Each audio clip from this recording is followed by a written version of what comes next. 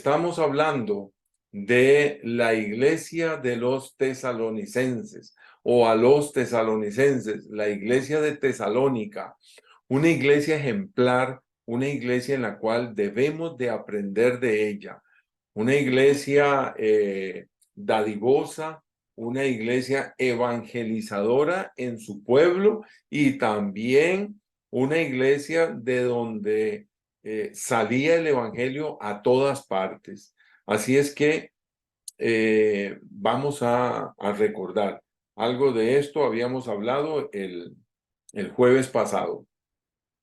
Damos siempre gracias a Dios por todos vosotros, haciendo memoria de vosotros en nuestras oraciones. Es el apóstol junto con su equipo que se recuerdan de los hermanos de Tesalónica, acordándonos sin cesar delante del Dios y Padre nuestro de la obra de vuestra fe, del trabajo de vuestro amor, oiga, y de vuestra constancia en la esperanza de nuestro Señor Jesucristo. Muy bien, mis hermanos, déjenme darle aquí clic. ¿De qué se acordarán de mí? De esto había mencionado algo. El pueblo cristiano y el mundo en general, los vecinos, los amigos, los parientes, ¿de qué se acordarán de mí? ¿De qué se acordarán de la familia Salazar?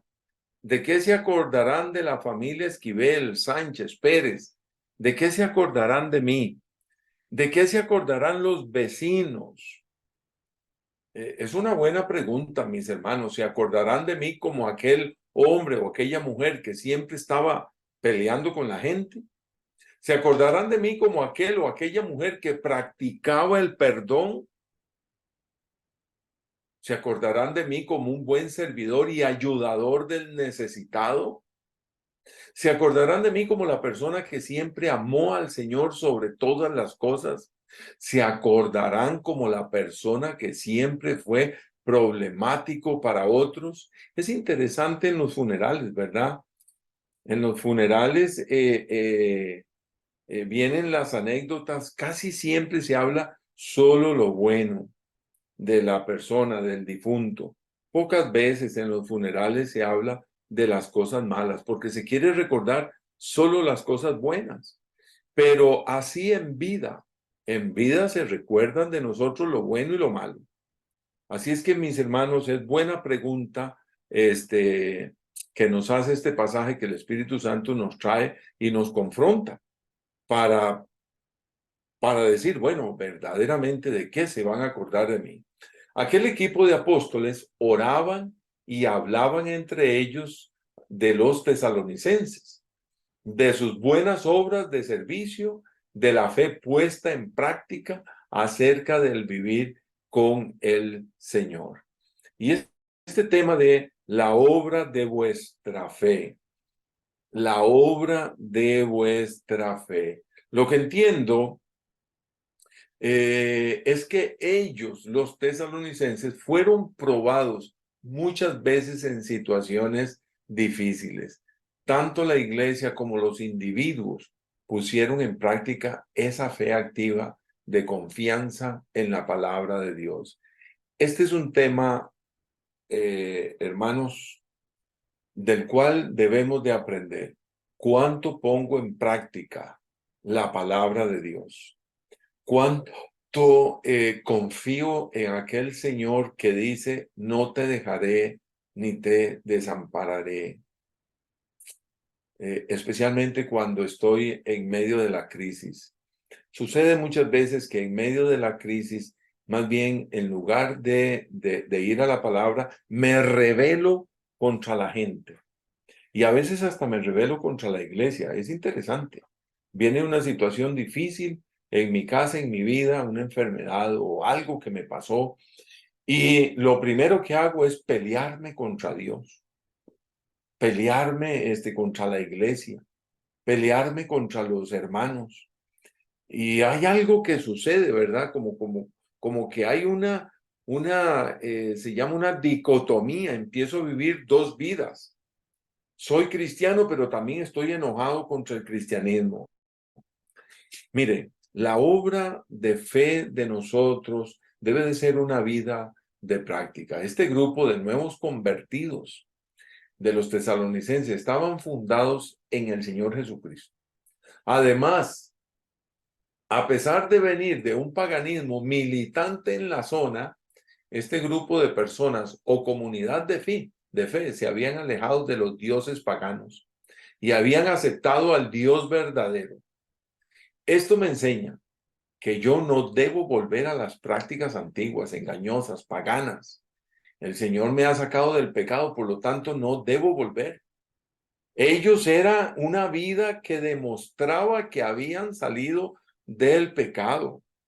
Los tesalonicenses, como toda iglesia normal, debió enfrentar todos los desafíos de las familias. Si nosotros enfrentamos situaciones de familia, los tesalonicenses también. Cualquier problema, ellos también. Las consejerías, pues ellos necesitaban de estas cosas. La ayuda a otras personas, eso era del diario vivir. Obedecer el mensaje de extender el reino de Dios era importantísimo. Ellos se enfrentaban a los desafíos, no los mismos del siglo XXI, es cierto, pero sí del primer siglo. Desafíos, por ejemplo, de un imperio que lo subyuga, que pone la pata sobre el cuello de las personas, mis hermanos, y los esclaviza, que ponían un impuesto y tenían que pagarlo, aunque no tuvieran. Y si no lo podían pagar, entonces esclavizaban a alguno de la casa. Cosas terriblísimas pasaban ellos. Mis hermanos, la salud, ¿de dónde? ¿Verdad? ¿Cómo se llama? Los años de vida de las personas no era como nosotros, que llegamos a 70 años. No, mi hermano, eso no se daba en aquella época. La gente lo más que llegaba era 40, 50 años. Eso era lo que se esperaba. Entonces, se luchaba muchísimo con el tema de la salud. Mire, el trabajo de vuestro amor. Y el Señor Jesucristo lo dijo de una manera muy directa. Dijo así, ¿qué fue lo que dijo el Señor Jesús? Si me amáis, guardad mis mandamientos. Amado hermano, mi vida debe de ser una vida de ejemplo, así como eran los tesalonicenses. Yo debo de trabajar en el amor. Yo debo de trabajar verdaderamente en lo que el Señor quiere para mi vida. Para manifestar una vida de amor será necesario trabajarlo. Oiga, esforzarse en practicar el amor en todas las áreas de mi vida. El amor hay que trabajarlo. El amor no es una cuestión, algo así, de un sentimiento. Tiene que ver acerca del sentimiento, pero el amor se trabaja, se practica. El amor nace en lo profundo de un lugar que se llama la voluntad. Recuerde esto, amado hermano. En la iglesia debo de practicar el amor con los hermanos. Bueno, si a mí no me aprecian, yo entonces no tengo por qué. Si a mí no me hablan, yo no. Si me vuelven a ver más, no, mi hermano, no es eso. Yo debo de practicar, esforzarme. El amor nace en un lugar que se llama la voluntad del individuo. Recuerde, porque de tal manera amó Dios al mundo. O sea, en algún momento de la eternidad del pasado, Dios decidió en su voluntad amar al hombre que era un enemigo. Por eso es que el amor hay que trabajarlo. Muchas veces las cosas no salen como yo quiero y aún así debo practicar el amor. Practicar el amor con aquel que yo no lo entiendo, ni me entiende, pero yo debo de practicar el amor. Es que si a mí no me si a mí no me saludan, si a mí no me... Oiga, mi hermano, en el nombre del Señor Jesús, practicar el amor en la familia. Sí, pero que lo practiquen conmigo. No, resulta que así no es. Y así no es como el Señor nos ha enseñado. Dios no enseña así. Jesús no enseña así. Dios amó de primero. Y óigame, me amó a mí cuando yo estaba en los delitos y pecados. Bueno, practicar el amor aún con aquellos que nunca me darán las gracias. ¿Qué le parece eso? Sí. ¿Sabe qué es ese trabajo? Cuando nosotros damos a la obra misionera, practicamos el amor con aquellos que nunca nos darán las gracias. Sí, pero le estamos dando al misionero. Sí, pero ese dinero va directo a un servicio de gente que nunca conoceremos. Ni los llegaré a conocer, ni me conocerán a mí, aquellos al otro lado del mundo o también cerca de nosotros. Interesante esto, ¿verdad? Y qué bonito, mis hermanos, que es dar a gente que nunca me darán ni las gracias ni me conocerán. Qué terrible, ¿verdad? Cuando yo quiero dar algo, pero yo espero, tienen que darme las gracias. Y que sepan que fui yo. No, no, no, no. Dios no es ese. Dios no es ese. Siempre me llama la atención, mis hermanos, el hecho de que el Señor Jesús sanó y dio de comer no a 100, ni a 500, ni a 1000, sino a miles. Y sanó a gente que nunca llegó a aceptar el mensaje salvífico de él. Tremendo, ¿verdad? Y muestra de eso, mis hermanos, es de que en la cruz, muchos de aquellos que comieron el pan y los peces, de ahí ahora se volcaron en contra del Salvador. Qué terrible, ¿verdad? Ahora, como decimos nosotros, le sacó en cara lo que les había dado. No, no, es que así es como funciona el amor. El amor es dar, aunque me rechacen, ¿verdad? Sí. Me pongo a pensar con todas estas personas, ¿verdad? ¿Cuántos misioneros estarán por ahí trabajando? Ocultos, ¿ya? No tenemos nosotros desde nuestra iglesia misioneros que están directamente ahí, pero sí tenemos misioneros que trabajan con otros obreros ahí mismo, en este lugar, en Libia, Marruecos, Yemen, en Turquía, y me refiero de dos familias que nosotros apoyamos, que es la familia Matamoros y la familia Duncan. Ellos trabajan directamente con misioneros que están en estos lugares. Vea usted. Entonces yo llamo la atención, amado hermano, para ser fiel, para ser puntual con la obra misionera, con la ofrenda, porque estamos dando y indirectamente está llegando a estos lugares. Sí. Otro punto de este pasaje, y de vuestra constancia en la esperanza de nuestro Señor Jesucristo. Los tesalonicenses se mantenían firmes esperando la venida del Señor y Salvador. Ellos eran constantes, no se desviaban de esa esperanza. Y si lo pensamos bien para nuestras vidas, creo que cuando espero al Señor que viene hoy, mi vida cambia en buscar la santidad de Dios y poner en práctica su palabra. Y no me apartaré del camino recto del Señor.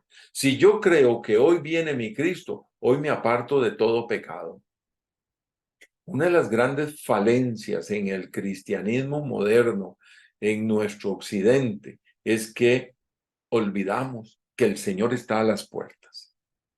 Y si yo estoy con la esperanza, porque a esto se refiere, quiero agregar esto. Cuando en el Nuevo Testamento se está hablando acerca de la esperanza, se está hablando del pronto regreso del Señor Jesucristo. ¿Ya? Mi hermano, si yo estoy con mi mirada puesta en el cielo, de que Él viene hoy, mi vida se aparta del pecado. Pero algo pasa y como que se nos nubla la mirada espiritual, los ojos espirituales, y me olvido de que el Señor puede venir hoy en la noche, mañana, en un rato. Puede hacer que no terminemos este culto, y el Señor viene. Y si mi vida está con esta esperanza, mi vida es una vida de santidad. Dice aquí, y de vuestra constancia siempre era vivo el hecho de que ellos esperaban que el Señor Jesucristo volviera. Maravilloso, maravilloso, mis hermanos, este pasaje. 4 y 5. Porque conocemos, hermanos, amados de Dios, vuestra elección, pues nuestro evangelio no llegó a vosotros en palabras solamente, sino también en poder, en el Espíritu Santo y en plena certidumbre, como bien sabéis, cuáles fuimos entre vosotros por amor de vosotros. El mensaje del apóstol a los tesalonicenses siempre fue una predicación de poder en el Espíritu Santo. No fue por fuerza humana o manipulación, sino dirigida en el poder de Dios.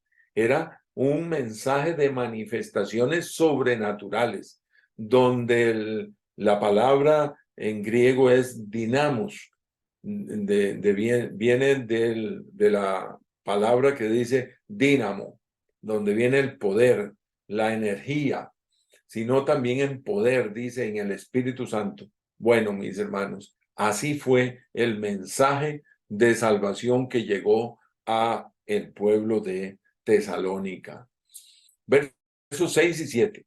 Vosotros vinisteis a ser imitadores de nosotros y del Señor, recibiendo la palabra en medio de gran tribulación, con gozo del Espíritu Santo, de tal manera que habéis sido ejemplo a todos los de Macedonia y de Acaya que han creído.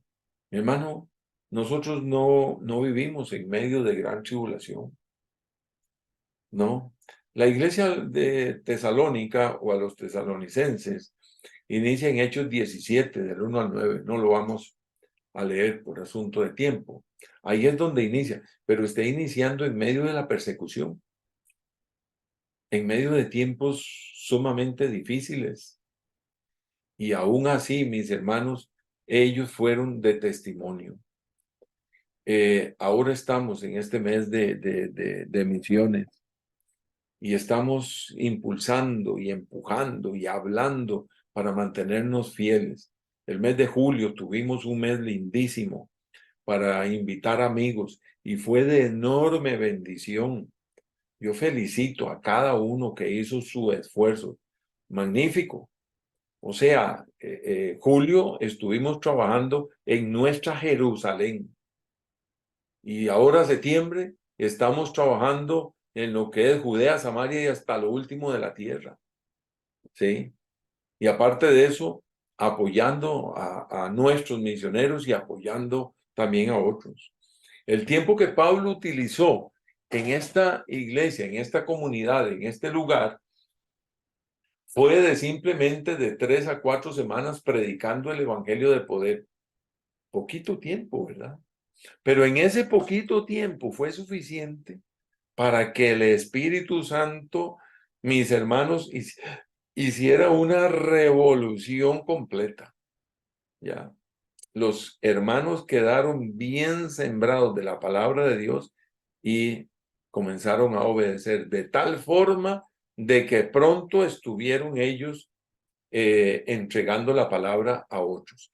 Necesitaron de su pastor, necesitaron de sus líderes y la iglesia creció y se desarrolló.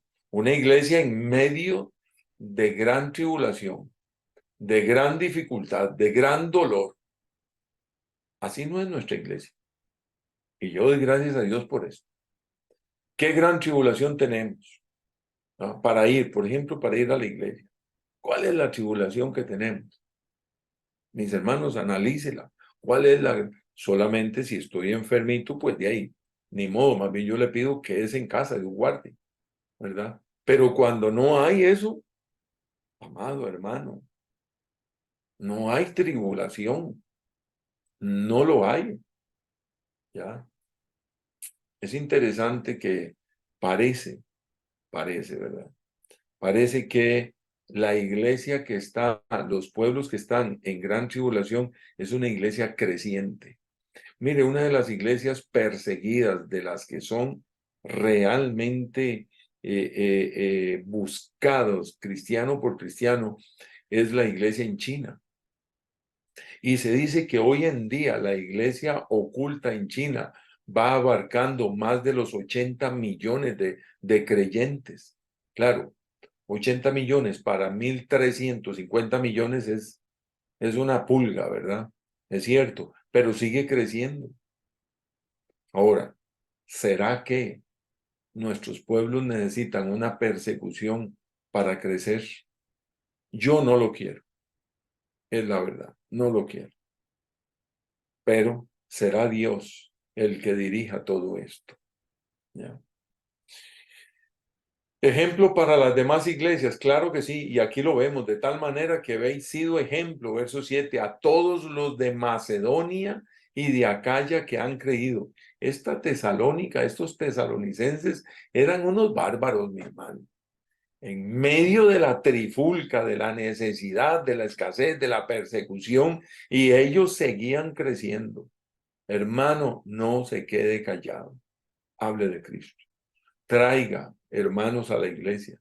Traiga amigos a la iglesia, familiares a la iglesia. Tráigalos. Estamos en este mes muy lindo, muy lindo.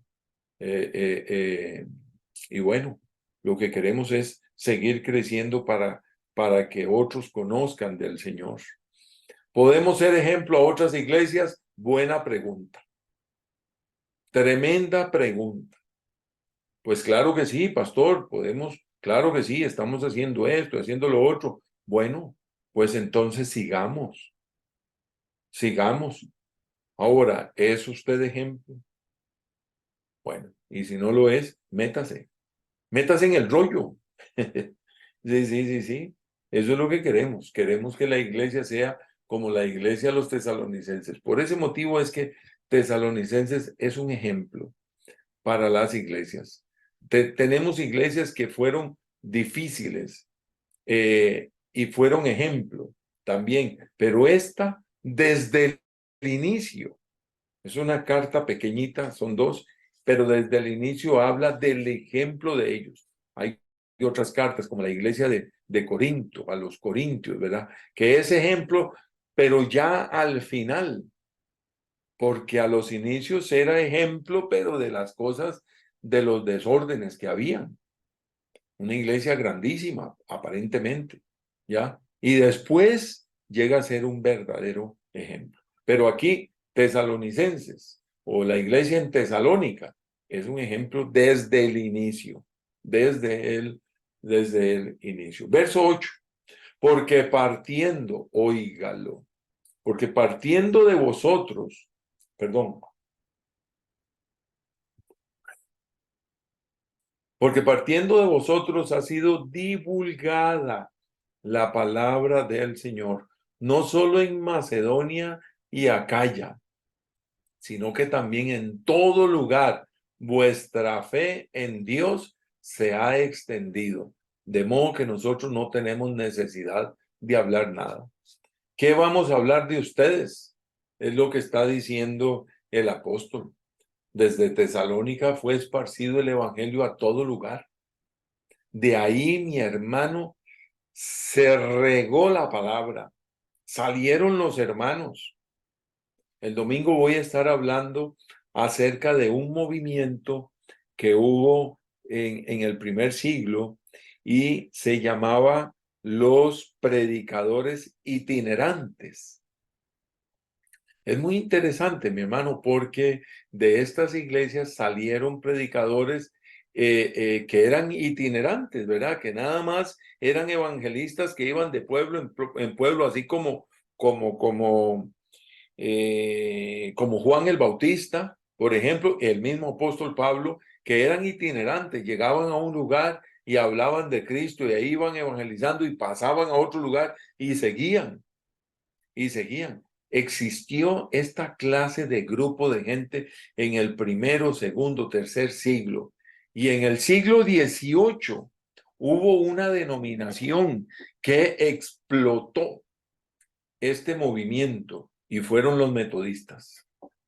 Pues bueno, en aquel momento, mi hermano Tesalónica envió gente a predicar así abiertamente y se les llamó también los hermanos, los desconocidos, los itinerantes. Qué tremendo, ¿verdad?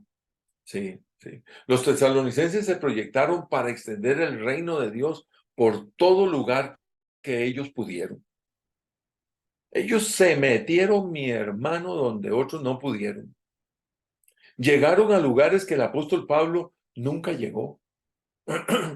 Y que más bien el apóstol Pablo les preguntaba a los de Tesalónica o a los que estaban ahí cerca que si en tal lugar ha llegado el evangelio, porque dice la escritura que el apóstol, él mismo dice que él no predicó donde otro ya había sembrado.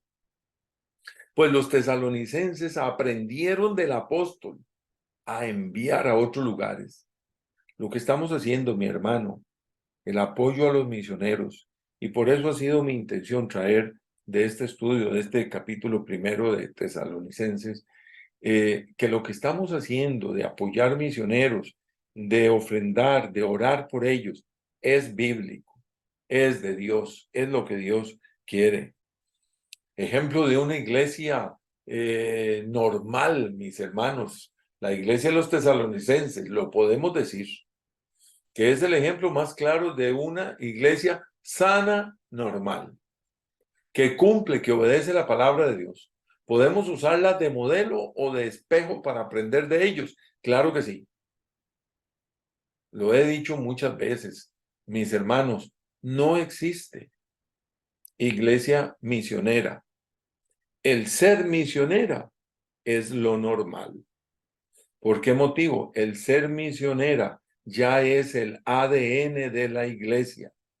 Por eso toda iglesia debe de cumplir, debe de hacer. Bueno, está trabajando en su Jerusalén, excelente. Está trabajando con las familias, excelente, con los niños, con los viejitos, con los enfermos, magnífico. Siga, extiéndase más, cumpla el paquete completo. Jerusalén, Judea, Samaria, hasta lo último de la tierra, todo a la vez. Pero la iglesia, bueno, que una es misionera y que otra no es misionera, no, todas lo son. Solamente que unas han llegado hasta un lugar y tal vez en forma tímida no han querido lanzarse por fe para servir más allá. Y debemos de ser ejemplo a otros. Eso es lo que estamos haciendo. El ejemplo del apóstol Pablo el apóstol Pablo toma esta iglesia para hablarle a los corintios en 2 Corintios 8 del 1 al 5. Eso lo estudiaremos luego. Como ejemplo de gente pobre, dándolo todo por la extensión del evangelio. Muy bien. Mis hermanos, bendito sea Dios. Lindo estudio, que el Señor sea el que nos ayude a ser fieles.